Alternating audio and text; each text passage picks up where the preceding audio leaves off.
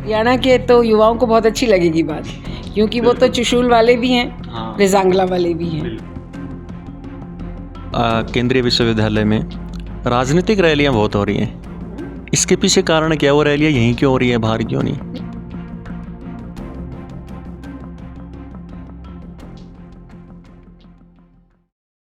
नमस्कार दोस्तों, spokes person पर आप सभी के साथ मैं एक बार फिर से हाजिर हूं।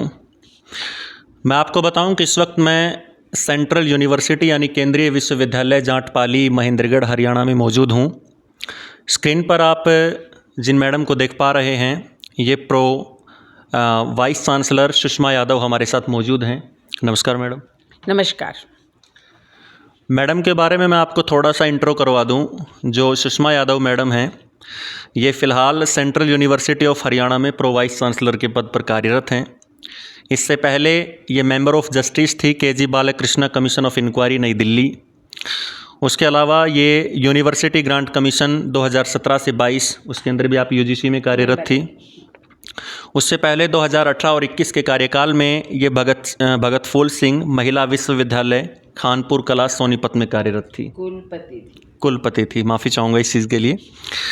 और अगर मैं मैडम की उपाधियों के बारे में आपको अब गिनाने लग जाऊँ वन बाय वन करके, तो मुझे ऐसा लगता है कि फिर रात हो जाएगी, क्योंकि बहुत सारी इन्होंने किताबें लिखी हैं, जर्नलिज्म से जुड़ी हुई हैं।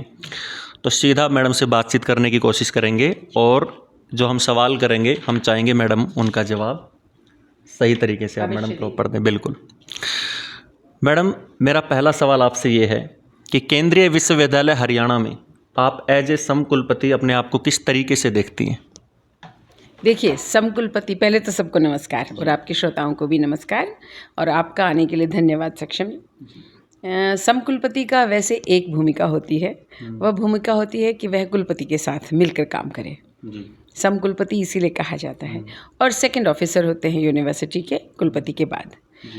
यहाँ मैं इस रूप में अपने आप को विशेष देखती हूँ, क्योंकि मैं हरियाणा से, और हरियाणा में भी दक्षिणी हरियाणा से, इसी क्षेत्र से बिलोंग करती हूँ। मेरे माता पिता के गांव यहीं आसपास हैं, और मैं यही सोचकर यहाँ आई भी थी। तो अपने कुलपति जी का धन्यवाद करना चाहती हूँ कि उन्होंने मुझे ये अवसर दिया कि मैं यहाँ आ सकी। और साथ ही साथ इस क्षेत्र में अभी तक शिक्षा का अभाव रहा। यहाँ एक भी विश्वविद्यालय नहीं था। ईश्वर की कृपा से अब 2 आए हैं। एक मीरपुर रेवाड़ी में, वो राज्य विश्वविद्यालय है, और यह केंद्रीय विश्वविद्यालय है। हरियाणा का एकमात्र केंद्रीय विश्वविद्यालय है यह केंद्रीय विश्वविद्यालय, और वह इस क्षेत्र में है। इससे मैं इसलिए जुड़ना चाहती हूँ ताकि केंद्र स्तर की, राष्ट्रीय स्तर की, और अब अंततः अंतर्राष्ट्रीय स्तर की शिक्षा यहाँ हमारे विद्यार्थियों को प्राप्त हो सके, और उसमें जितना भी मैं सहयोग कर सकूं, जितना उसको बढ़ावा दे सकूं, जितना यहाँ के बच्चों को और बच्चियों को इंस्पायर कर सकूं, प्रेरणा दे सकूं, यह मेरी भूमिका है। मैम, शिक्षा के क्षेत्र में आपका बड़ा लंबा अनुभव रहा है। जहाँ तक हमने पढ़ा है, आप भगत फूल महिला विश्वविद्यालय सोनीपत में वाइस चांसलर रही हैं। तो अपने अनुभव से आप किस तरीके से इस विश्वविद्यालय को, यानी सेंट्रल यूनिवर्सिटी ऑफ हरियाणा को, किस शिखर तक लेकर जाएंगी? देखिए, एक विश्वविद्यालय का काम होता है ज्ञान का उपार्जन, पहले ज्ञान का निर्माण, फिर उस ज्ञान का प्रचार प्रसार। तो उस रूप में मैं समझती हूँ। और क्योंकि यह केंद्रीय विश्वविद्यालय है, तो एक केंद्रीय विश्वविद्यालय के रूप में केंद्रीय विश्वविद्यालय हरियाणा की एक राष्ट्र भर में और बाद में अंतर्राष्ट्रीय स्तर पर पहचान हो। यहाँ के बच्चे अपने ज्ञान से, अपने व्यवहार से, अपने अनुशासन से जाने जाएं। और आपको जानकर प्रसन्नता होगी कि अभी भी केंद्रीय विश्वविद्यालय हरियाणा का, यदि आप एच इंडेक्स देखेंगे, यहाँ के पेटेंट के स्तर देखेंगे, और यहाँ का शिक्षा और उसके साथ साथ शोध का जो स्तर है वह बहुत अच्छा है, प्रशंसनीय है। अभी नैक में हमको A ग्रेड मिला है, पर हमारा वहाँ उद्देश्य होगा हम A+ में जाएं, फिर A++ में जाएं। NIRF रैंकिंग हम अपनी और थोड़ी बढ़ाएं, और अंत में यह एक ग्लोबल डेस्टिनेशन भी बन सके। आपने देखा होगा, ये बहुत सुंदर कैंपस है।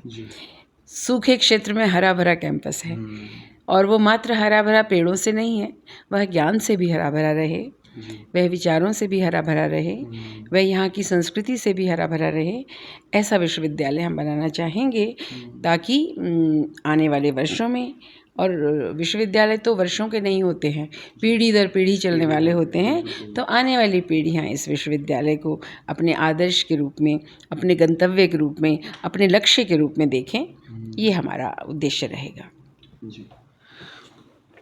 मैम, आप यूजीसी की मेंबर रही हैं और हाल ही में अभी जो नीट की परीक्षा हुई थी उससे देश भर में काफ़ी बवाल रहा क्योंकि उसमें धांधली हुई थी। तो आप यूजीसी मेंबर रही, आपके पास पूरा अनुभव है, क्या वाकई में ये इन परीक्षाओं के अंदर धांधली होती है और इनको कैसे रोका जा सकता है, क्या रास्ता है इनका? पहले तो मैं आपके इस वाक्य पे ऑब्जेक्शन करना चाहती हूँ कि इसमें धांधली हुई। अभी इस बात के प्रमाण नहीं मिले हैं कि इसमें धांधली हुई, ठीक है, परंतु ऐसा परसेप्शन बन रहा है लोगों का, इसको मैं दुर्घटना कहती हूँ। हो सकता है ये दुर्घटना हो। मैं इसलिए कह रही हूँ क्योंकि यूजीसी की सदस्य के रूप में मैंने एनटीए को बहुत क्लोज से देखा है, उसको काम करते हुए देखा है, मेरे सामने ही उसकी स्थापना हुई और मैं उस समिति से भी जुड़ी रही हूँ जो इसके रिजल्ट्स को मॉनिटर करती और रिव्यू करती थी। इसलिए मैंने देखा है कि एनटीए बहुत प्रयास कर रहा था कि अपने आप को एक बहुत विश्वसनीय एग्जामिनेशन बोर्ड के रूप में, एग्जामिनेशन परीक्षा एजेंसी के रूप में स्थापित कर सके। और अगर आप याद करेंगे तो शुरू में नेट के जो एग्ज़ाम इन्होंने करवाए थे वो वस्तुतः उतने ही आदर्श थे, परंतु यह अब दुर्घटना तो कहीं भी हो सकती है। ये दुर्घटना हुई है, अगर ये धांधली है तो कहीं दुर्घटना इस रूप में हुई है कि कहीं क्या होता है जब किसी चीज़ की डिमांड बहुत ज़्यादा बढ़ जाती है। सीयूईटी, नीट, ये परीक्षाएं ऐसी हैं जिनमें लोगों का कैरियर जुड़ा है, जिनमें लोगों का भविष्य जुड़ा है, और आप जानते हैं कि भविष्य के लिए कितनी मारामारी है हमारे देश में। अच्छी नौकरी मिल जाए, अच्छा गंतव्य प्राप्त हो जाए, अच्छे कोर्स में एडमिशन मिल जाए, अच्छे विश्वविद्यालय में एडमिशन मिल जाए, तो और जो अभी अगर आपने देखा हो पिछले आंकड़े, तो इसके तार घूम फिर कर सीकर तक पहुंच रहे हैं और कोटा तक पहुंच रहे हैं। इसका मतलब इसके पीछे व्यावसायिक इंटरेस्ट जुड़े हुए हैं, क्योंकि जो ये कहकर अपना कोचिंग इंस्टीट्यूट चलाते हैं कि हमारे बच्चे 100% पास होंगे या हमारे बच्चे 100% प्लेसमेंट होगा, हमारे बच्चे 100% सिलेक्ट हो ही जाएंगे, तो वह इसके पीछे मिलेंगे ऐसा मुझे लगता है। इसलिए अभी मैं धांधली की बात तो नहीं मानती, क्योंकि एनटीए बहुत प्रयास करता रहा है कि विश्वसनीय बना रहे, और ये प्रयास तो ये था कि बच्चों को कम से कम परीक्षाएं देनी पड़े फाइनली, लेकिन अभी उसमें समय लगेगा। भारत जैसे विशाल देश में इतनी विविधता है, इतने प्रकार के वर्ग हैं, इतने प्रकार के लोग हैं, तो कहीं कुछ गलती रह गई होगी, कहीं वो वेस्टेड इंटरेस्ट भी हो सकते हैं।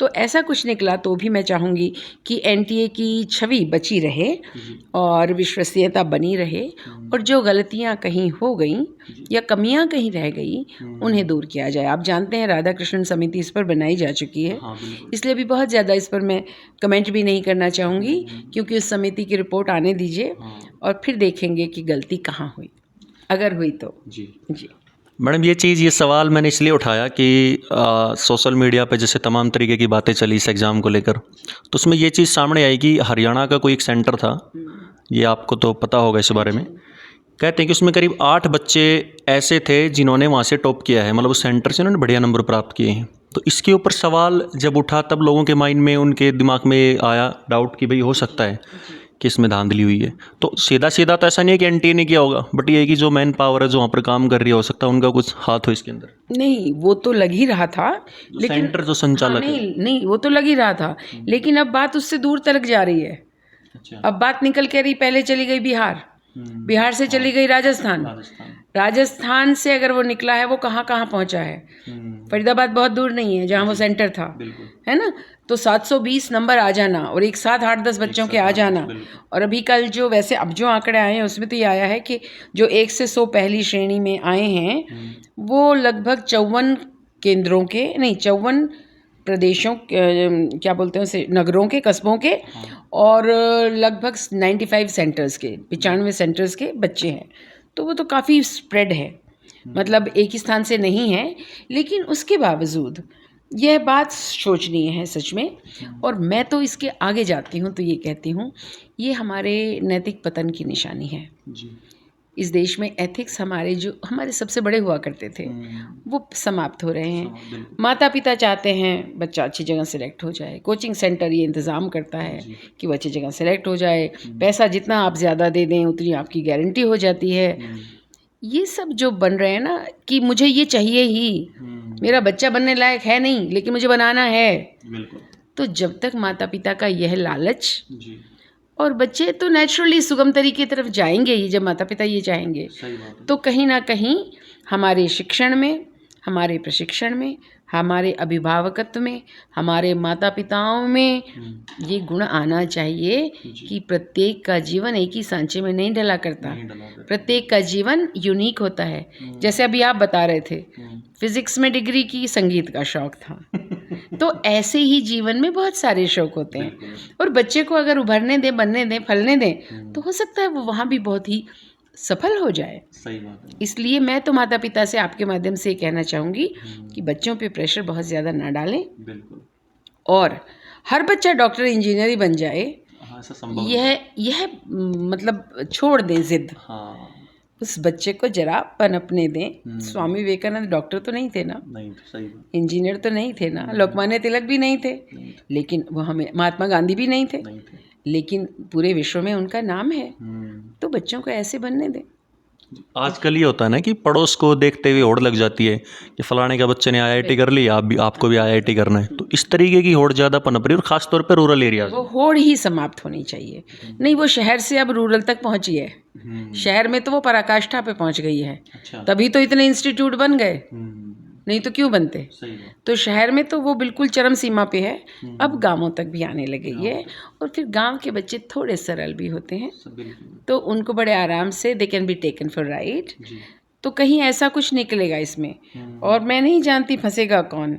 मैं चाहती हूँ दोषी तक पहुँचे हम, और दोषी तक पहुँचे और बाकी ये दोष बाद में ना होने दें, ऐसी आशा भी करती हूँ। मैम, महिला सशक्तिकरण के लिए आप क्या कर रही हैं? देखिए, थोड़ा सा एक बीच में अलग सा सवाल है, लेकिन मैं चाहता हूँ। अच्छी बात है, बिल्कुल सही बात है ये, और ये प्रश्न मुझसे होना भी चाहिए जी। क्योंकि इस पे मेरे थोड़े विचार भी अलग हैं। हाँ। ये महिला सशक्तिकरण की जो बात कहते हैं ना, ये वस्तुतः हमने वेस्ट से लिया है। बिल्कुल। क्योंकि वहाँ महिला वास्तव में कमज़ोर थी। अच्छा। यहाँ आपको बताना चाहूँ, भारत में तो महिला शक्ति है। एक ही देश है जो महिला को शक्ति कहता है, चाहे वो शक्ति स्वयं में शक्ति हो, चाहे वो पार्वती हो, चाहे वो सरस्वती हो, चाहे वो लक्ष्मी हो, दुर्गा हो, अंततः वह महिला है। तो सशक्ति के साथ वो जुड़ी हुई है। हमारे यहाँ तो ये कहते हैं जब देवी देवता हार जाते हैं सबके सब मिलकर, तब वो जाते हैं शक्ति के पास कि एक शक्ति बना दो हमारे लिए, है ना, तब वो करते हैं। और जो पाश्चात्य जगत है वहाँ महिला को कमज़ोरी का प्रतीक माना जाता है। इसीलिए वहाँ अब भी देखेंगे तो आप वहाँ उन्हें शिक्षा भी बड़ी मुश्किल से मिलनी शुरू हुई है, और वहाँ ड्यूअल पे सिस्टम अभी तक है बहुत जगह पर। एक ही काम के लिए बराबर की पगार नहीं मिलती, बराबर का वेतन नहीं मिलता।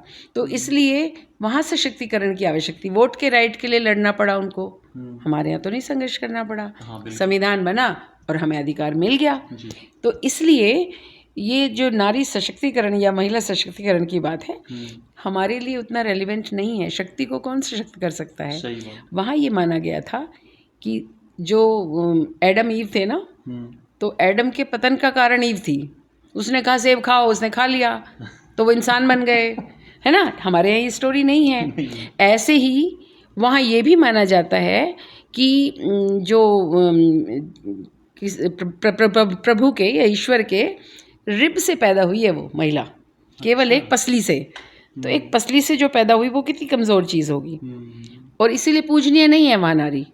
She is the symbol of fall, मनुष्य के पतन का कारण है। तो इसीलिए वहाँ पर फादर बनते हैं ना, मदर तो नहीं सुनी आज तक कभी, और हमारे यहाँ माता ही कहते हैं। बिल्कुल। तो ये इन सिविलाइजेशंस का फ़र्क है। लेकिन फिर भी एक बहुत बड़ा व्यवधान आया हमारे देश में भी, जो हमारी प्राचीन संस्कृति थी, और जो फिर बहुत सारे आक्रमणों के बाद संस्कृति बची, उसमें महिला इसलिए कमज़ोर हुई कि आक्रमणकारियों से बचाने के लिए उसे पर्दे में रखा गया, आक्रमणकारियों से बचाने के लिए उसे घर में रखा गया। तो जो कैकई दशरथ की रक्षा कर सकती थी, वो तो समाप्त हो गई, क्योंकि अब उसे रनिवास में रहना पड़ेगा, संभालना पड़ेगा। वो फिर चित्तौड़ की महारानी की तरह शहीद होने लग गई, जौहर करने लग गई, क्योंकि उसे आक्रमणकारियों से बचना था, स्वयं को बचाना था। तो अब सशक्तिकरण इसलिए आवश्यक हो गया। पर मैं समझती हूँ कि भारत की हर महिला को अपनी शक्ति पहचाननी चाहिए, उसका असली सशक्तिकरण वही है। और वहाँ दोनों विश्व युद्धों के बाद आवश्यकता थी कि महिला बाहर काम करे, वो सशक्तिकरण नहीं था, वो उनकी आवश्यकता और मजबूरी थी। तो सशक्तिकरण केवल इसको ना माने कि मैं बाहर नौकरी करने जाती हूँ। सशक्तिकरण इसमें है कि आप जो काम करते हैं वही काम उतनी खूबसूरती के साथ, उतने विश्वास के साथ और उतने दृढ़ता के साथ करें, तो वस्तुतः आप अपना नाम अपने आप ही स्वयं नाम धन्य करेंगी। हाँ हाँ हाँ। मैडम कहीं ना कहीं इसके अंदर मेरे को ऐसा लगता है कि एजुकेशन की भी या एक डायरेक्शन की भी कमी होती है। अब जैसे हम देखते हैं कि आज भी हम इतने मॉडर्न हो गया पूरा ज़माना, लेकिन इसके बावजूद भी दहेज मांगते हैं। लड़कियां आज भी जलती हैं, आज भी वही हालत है जो आज से 10 15 20 साल पहले थी। तो इसमें भी कोई चेंज नहीं हो रहा। यूथ पढ़ रहे हैं, लड़कियां पढ़ रही हैं, अच्छी क्वालिफिकेशन हासिल कर रही हैं। I don't agree with you, बदल रही हैं। एक समय था जब दहेज बिल्कुल पराकाष्ठा पर पहुंच गया था, तब वो एक्ट आया था, डावरी प्रोहिबिशन एक्ट। हाँ। इस देश में तो डावरी थी ही नहीं, इसमें स्त्री धन था, स्त्री धन दिया जाता था, कन्या ही दान में दी जाती थी। सही बात है। तो उसके बाद दान बचता कहाँ है? उसी के लिए धन दिया जाता था, वो यहाँ उसकी संपत्ति का हिस्सा था। इनफैक्ट उसके बाद के सारे त्योहार उस संपत्ति का हिस्सा मात्र थे। हाँ। भाई जाएगा, कितनी सुंदर परंपराएं थी और कितनी सुंदर संस्कृति थी। पहले विवाह में कुछ हिस्सा देते थे, सही बात। ससुराल को नहीं देते थे, वो हाँ, स्त्री धन था, वो जो वो चाहती तो कभी भी ले सकती थी। ठीक है ना? तो मुझे लगता है हमें उस संस्कृति को एक बार फिर से समझना चाहिए। डॉवरी समाप्त हो जाएगी जिस दिन से हम ये समझने लग जाएंगे। और पढ़े लिखे बच्चों से आपके माध्यम से आग्रह करना चाहूँगी कि उस लड़के को स्वयं पर शर्म आनी चाहिए जो दहेज मांगता है, क्योंकि इसका मतलब उसे स्वयं पर विश्वास नहीं है कि वो कमा कर खिला सकता है। अपने घर जिसको लेकर आ रहे हो, अपने घर ला रहे हो ना, वो सब कुछ छोड़ कर आ रही है ना, तो अपने अंदर इतना विश्वास तो रखो कि तुम्हें उससे ना मांगना पड़े, उसके परिवार से ना मांगना पड़े। तो माता पिता अपने बच्चे को ऐसा सिखाएं। बच्चियों को सिखाने से नहीं चलेगा, उल्टा हो जाएगा। ये लड़कों को सिखाना पड़ेगा कि बेटा तुम तो मेरी संपत्ति हो, तुम परिवार का नाम हो। अगर तुम ही मांग कर काम चलाओगे तो फिर नाम कहाँ से कमाओगे? तो दहेज जो है वो अधिकार नहीं समझना चाहिए, भीख है। तो बच्चे को भीख मांगना मत सिखाओ, दहेज अपने आप समाप्त हो जाएगा।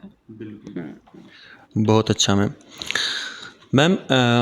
हाल ही में केंद्रीय विश्वविद्यालय में राजनीतिक रैलियां बहुत हो रही हैं। इसके पीछे कारण क्या? वो रैलियां यहीं क्यों हो रही है, बाहर क्यों नहीं? नहीं, मैं फिर से तुमको करेक्ट करती हूँ सक्षम जी, राजनीतिक रैली एक भी नहीं हुई है। अच्छा। गवर्नमेंट फंक्शंस हुए हैं दोनों। देखिए मैं बताती हूँ ना, जो पहले हुआ था वो पशुधन मेला था। अच्छा हाँ। पशुधन मेला था, कैटल एग्जीबिशन थी एक तरह से। पूरे देश भर से सुंदर नस्लों के, बहुत श्रेष्ठ नस्लों के पशु यहाँ आए थे। अच्छा। अभी ये कृषि प्रधान प्रदेश है, पशुधन है अपने आप में। मैं कहती हूँ विश्वविद्यालय का नाम हुआ, दूर दूर से लोग कह रहे थे हमें पता ही नहीं था इतना बड़ा यूनिवर्सिटी यहाँ है। तो एक उद्देश्य इसमें यह भी है, एक तो यह है कि हम सरकारी विश्वविद्यालय हैं, तो सरकार अगर कोई कार्यक्रम करना चाहती है तो हमारा सहयोग करना बनता है। ठीक है, तो वो तो था पशुधन मेला, और ये था बीसी सम्मान समारोह। अच्छा। पिछड़े वर्गों के सम्मान के लिए समारोह किया था, और मुख्यमंत्री स्वयं आए थे और गृह मंत्री स्वयं आए थे।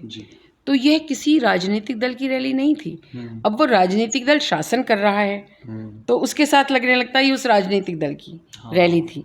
रैली नहीं थी। अच्छा। ये दोनों कार्यक्रम थे, ये दोनों बहुत अच्छे समारोह थे, और इस क्षेत्र के सम्मान के लिए और इस क्षेत्र की धनाढ्यता को प्रदर्शित करने के लिए ये कार्यक्रम किए गए थे। बहुत अच्छा हुआ आपने ये प्रश्न पूछा, क्योंकि इससे जनमानस में जो एक भ्रम होगा ना कि राजनीतिक रैलियाँ, कोई रैली नहीं थी। ये दो रैली बाहर हुई थी, विश्वविद्यालय में नहीं हुई। जहाँ माननीय प्रधानमंत्री जी आए थे वो बीजेपी की रैली थी, ठीक है, लेकिन वो बाहर महेंद्रगढ़ में हुई थी। विश्वविद्यालय में नहीं हुई थी। वो कैंपस से बाहर थी वो चीज़। और ये सवाल मेरे को किसी ने कहा था कि ज़रूर पूछना है आपको, बहुत अच्छा क्योंकि बहुत लोगों के मन में डाउट है कि भाई स्वागत करती हूँ मैं, इसका स्वागत करती हूँ और सबको स्पष्ट करना चाहती हूँ।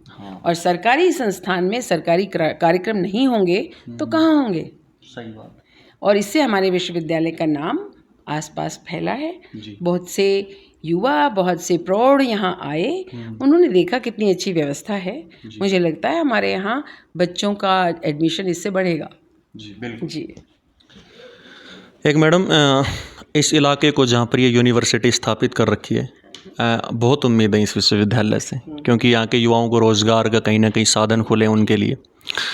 तो भविष्य में आप इस इलाके के लिए क्या कुछ करना चाहेंगे यूनिवर्सिटी के माध्यम से, वो थोड़ा सा मैं जानना चाहता हूँ। मैं चाहती हूँ कि यहाँ के बच्चों को गुणवत्ता, जिसे शिक्षा की गुणवत्ता कहते हैं, उससे उनका परिचय हो।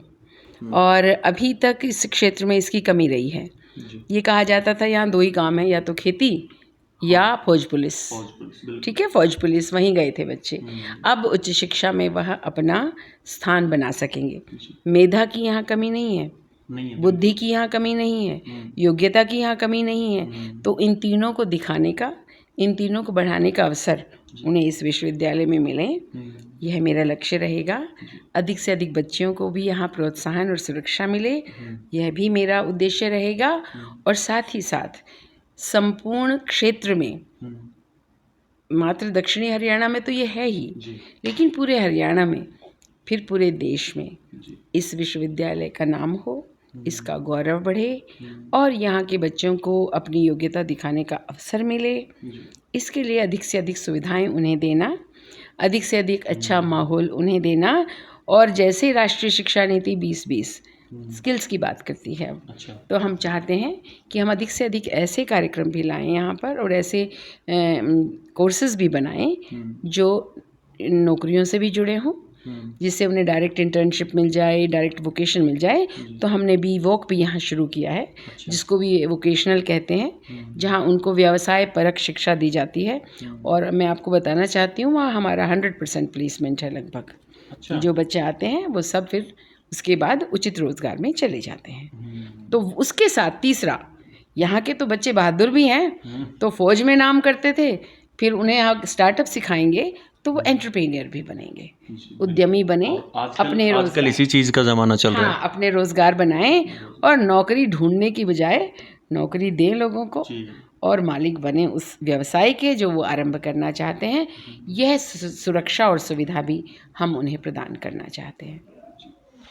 मैडम, एक सवाल मेरे पास आया था, मैं चाहता हूँ इसकी भी आप इसका जवाब दें मेरे को, कि मैंने सुना है कि यूनिवर्सिटी के अंदर ना बाहर से प्लेसमेंट कम हो रही है, कम होती है प्लेसमेंट, ऐसा कुछ है? नहीं, जिस सवाल मेरे पास आया तो मैंने आपसे पूछा। नहीं, बाहर से प्लेसमेंट मतलब जैसे अगर कोई कोर्स करता है यहाँ से MBA वगैरह, तो कहते हैं कि चांसेस कम है यहाँ पर, थोड़े से अवसर। ऐसा बिल्कुल नहीं है, अवसर हैं।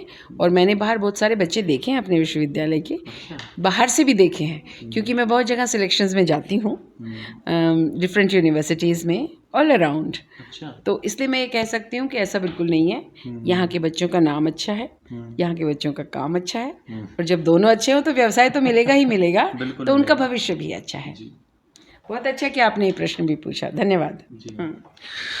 मैम, हमारे चैनल के माध्यम से आप आज के युवाओं को क्या संदेश देना चाहते हैं? जैसे कि मैं देखता हूँ कि नशे की तरफ भी आजकल युवा बहुत ज़्यादा बढ़ रहे हैं, संगति का भी असर है, तो कहीं ना कहीं वो अपना जो वो कर सकते हैं, वो टैलेंट को वो खो रहे हैं, पहचान नहीं पा रहे।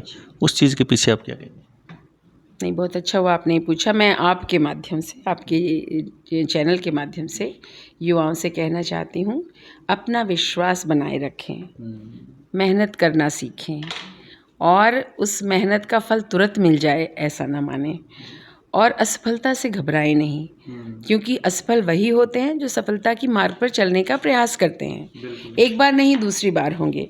और हमारे पूर्व प्रधानमंत्री अटल बिहारी वाजपेयी जी की एक बहुत सुंदर पंक्तियां हैं, जो मैं आपके माध्यम से कहना चाहती हूँ, और यहाँ के युवा को तो विशेष तौर पर कहना चाहती हूँ, क्योंकि उस युवा में दम है, और उस युवा के आसपास बहुत सारे अवसर हैं। इसलिए किसी भी असफलता से वो हताश ना हो। पर उससे पहले एक बात और भी कहना चाहती हूँ, बच्चों को अपनी भाषा सुधारनी है।